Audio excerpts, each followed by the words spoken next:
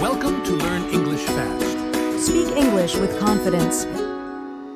Hello, everyone, and welcome back to the English Learning Podcast. I'm your host, Henry, and today we have another exciting episode that I think you're really going to enjoy.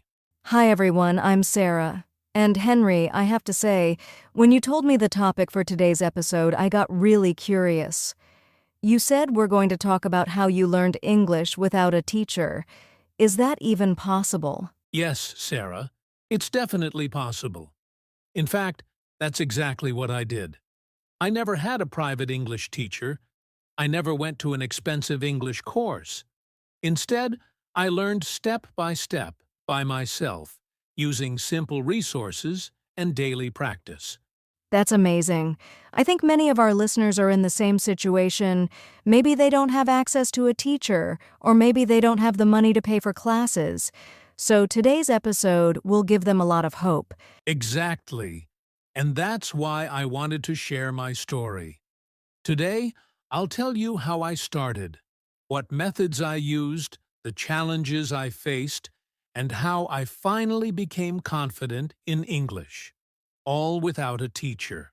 So, listeners, if you've ever thought, I can't learn English because I don't have a teacher, stay with us. By the end of this episode, you'll see that you can do it too. Yes, so let's get started. Henry, before you share your story, I want to ask something. Most people believe you must have a teacher to learn English. So, why did you try to learn without one? That's a good question, Sarah. Honestly, in the beginning, I didn't have much choice. I didn't have the money for private lessons, and in my city, there weren't many good English classes available. So I thought, if I really want to learn, I'll have to do it myself. I see. So, it wasn't because you didn't want a teacher, it was because you didn't have the chance. Exactly. But later, I realized something important. Learning without a teacher also has many advantages. For example, you can learn at your own speed. You don't need to wait for a class. If you want to spend 1 hour repeating a phrase, you can. If you want to skip something boring, you can. That's true. Sometimes in a classroom, the teacher has to follow a plan, and students don't always get to focus on what they really need. Yes, and another reason is independence. When you learn alone, you learn how to solve problems by yourself. You don't always wait for someone to correct you. You become more active, and that helps you grow faster. I really like that point. And I think for many of our listeners, this is encouraging because sometimes they feel stuck. They don't have a teacher, so they stop learning. But actually, like you said, studying alone can be a strength. Exactly, Sarah. Having a teacher is helpful, of course, but not having one doesn't mean you cannot succeed. It just means you need to be more creative and more consistent. That's the perfect message to start with. Okay, Henry, now I really want to hear your personal story. How did you actually begin learning English alone? All right, let's go back to the beginning. So, Sarah, when I first started learning English, I really had nothing special. No teacher, no online courses, not even good internet at that time. I only had a small English dictionary and a few old books. Wow, that sounds really basic. So how did you even start? Did you try to memorize words from the dictionary? Yes, actually, that's what I tried at first. I would open the dictionary, read random words, and try to remember them. But of course, that didn't work very well. I forgot most of the words quickly. I think many learners can relate to that. Just memorizing from a book doesn't help much if you don't use the words. Exactly. So I changed my method. I started listening to English whenever I could. At that time, I found English radio programs and some cassette tapes. I didn't understand much, maybe only 1 or 2 words, but I kept listening. That must have been difficult. Didn't you feel frustrated when you couldn't understand? Yes, very frustrated. But I told myself, it's okay. I don't need to understand everything right now. My ears just need to get used to English sounds. And slowly, very slowly, I started catching small phrases. That's powerful. So you trained your ears before worrying about grammar and rules. Exactly. After that, I started watching movies in English.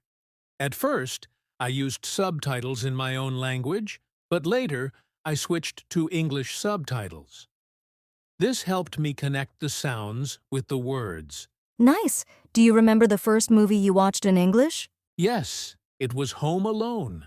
I watched it so many times.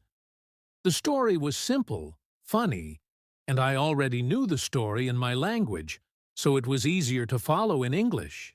That's a great tip for our listeners. Watch something you already know in your own language.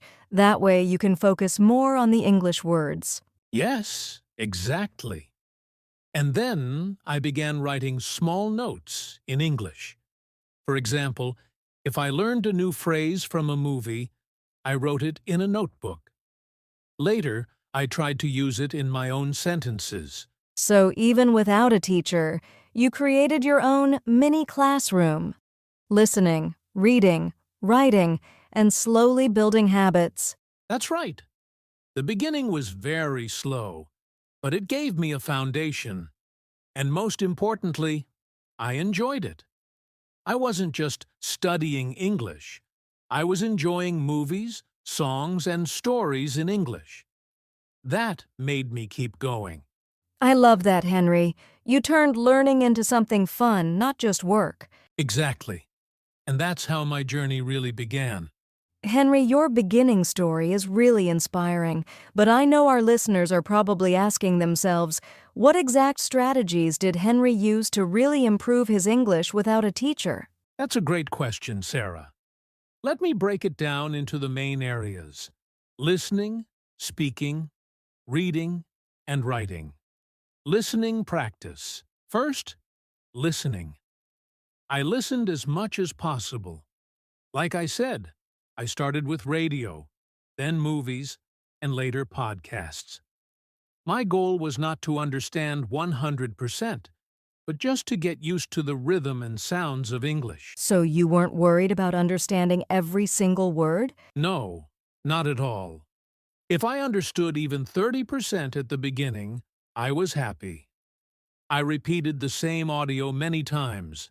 For example, I would listen to one podcast episode every day for a week. Each time, I caught something new. That's a really smart strategy. Repetition helps your brain connect the sounds. Speaking practice. Now, let's talk about speaking. This was the hardest part because, without a teacher, I didn't have anyone to practice with at first. So I used two methods: shadowing and self-talk.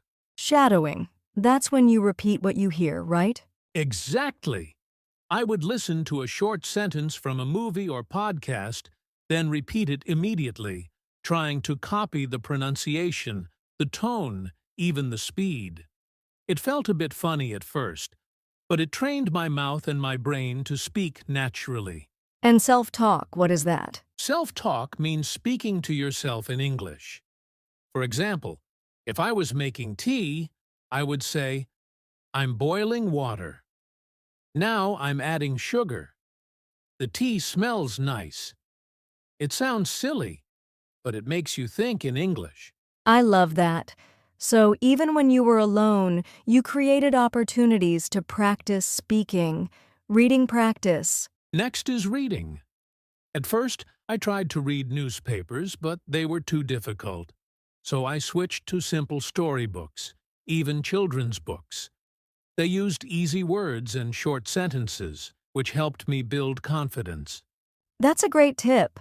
Many learners feel shy about reading simple books, but actually, they are perfect for building a foundation. Yes, exactly. And later, I started reading articles online about topics I liked: technology, travel, and sports. Reading about things I was interested in made the process more enjoyable. Writing practice. Finally, writing. I started keeping a small English journal.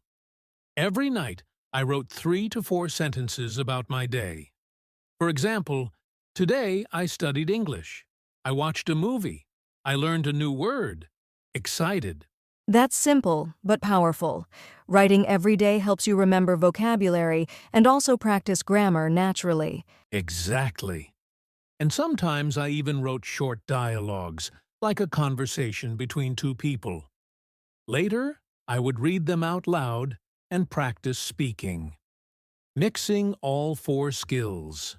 So, Henry, what I hear is you didn't just focus on one skill, you practiced listening, speaking, reading, and writing all together. That's right.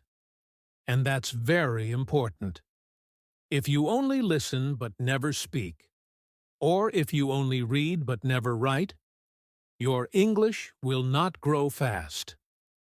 I tried to balance all 4 skills, even if it was just a little every day. I think that's a big lesson for our listeners. Even without a teacher, you can create your own complete system of practice. Yes, Sarah. And here's the secret: consistency. I didn't practice for 6 hours in one day and then stop for a week. I practiced for 20 to 30 minutes every day, but I did it every single day. That's how progress happens. That's so true. It's not about studying a lot one time, it's about small steps every day. Exactly. That's the strategy that worked for me, and I believe it can work for anyone. Henry, everything you shared so far sounds really effective, but I know it wasn't always easy. What were the biggest challenges you faced while learning without a teacher? Oh yes, there were many challenges. The first one was lack of motivation. Some days I felt tired, or I thought, this is too hard, maybe I can't do it. Without a teacher or classmates, it was easy to feel alone. That's true. A teacher often gives encouragement. So, how did you keep yourself motivated? I created small goals. For example, I told myself, this week I will learn 5 new phrases. Or, I will finish 1 short story this month. Every time I reached a goal, I felt proud, and that kept me going. That's a smart idea. Celebrating small wins. What about mistakes? Without a teacher, who corrected you? Good point. That was the second challenge. No corrections. Sometimes I didn't know if I was speaking correctly or not. To fix this, I used 2 strategies. First, I compared my speaking with native speakers by recording my voice and listening to the difference. Second, I used online forums and apps where people could correct my writing. Ah, so even without a teacher, you found creative ways to get feedback. Exactly. The third big challenge was fear of speaking. When I finally met native speakers, I was nervous. I thought, what if they don't understand me? What if I make mistakes? That's such a common fear. What did you do to overcome it? I reminded myself that mistakes are not failure. They are practice. Every mistake was actually helping me improve. And when I saw that people were kind and patient, my fear slowly disappeared. That's wonderful advice. So, in summary, your 3 big challenges were motivation, correction, and fear, and you overcame them with small goals, self-checking, and building confidence through practice. Exactly, Sarah. Challenges will always come, but the key is not to stop. Henry, I think many of our listeners are now excited. They know it's possible to learn without a teacher, and they've heard your story. But let's get very practical. What tips would you give to someone who wants to study English alone? Good question, Sarah. I'll share a few simple but powerful tips that really worked for me. First, make a daily routine. Even 20 minutes every day is better than 2 hours once a week. For example, listen for 5 minutes, read for 5 minutes, write 2 to 3 sentences, and speak for a few minutes. That's already a strong routine. Yes, and the good thing is you don't need special tools. You just need your phone, a notebook, and your voice. Exactly. Tip 2. Use free online resources. There are podcasts, YouTube videos, apps, ebooks, even free online dictionaries. The internet is full of learning material. You just need to choose what's interesting for you. That's important. If you enjoy the content, you will learn faster. Yes. Tip 3. Practice speaking daily. Remember, speaking is like a muscle. If you don't use it, it becomes weak. Even if you are alone, talk to yourself, shadow a video, or record your voice. Just don't stay silent. I love that. Listeners, don't wait for the perfect partner. You can practice speaking with yourself anytime. Tip 4. Focus on consistency, not perfection. Many learners wait until they feel ready to speak or write.